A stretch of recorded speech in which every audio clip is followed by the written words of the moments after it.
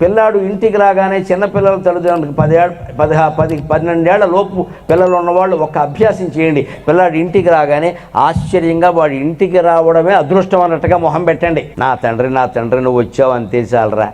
అమ్మ ఇవాళ బడిలో ఏం జరిగిందంటే ఏం జరిగిందిరా అని చెప్పేసి భారతంలో రామాయణంలో ఘట్టం విన్నంత ఆసక్తిగా వినాలి. చెప్పావులే సోది ట్యూషన్కి వెళ్ళిపో అనకూడదు. ఇక్కడ రాగానే అవి ఇవి చెప్పొద్దని చెప్పానా? ఎవరికి చెప్తారమ్మా? నీకు చెప్పకపోతే తల్లి చేయాలి పని. ఆ బ్యాగ్ తీసుకుని అక్కడ బారేసి ఏంటి నాన్న ఏం జరిగింది? వాడు చెప్పిన కథ అంతా భగవద్గీత విన్నంత ఆశ్చర్యకరంగా వినాలి. ఇలా చెబితే కలిగే ప్రయోజనం చెబుతున్నాను నేను.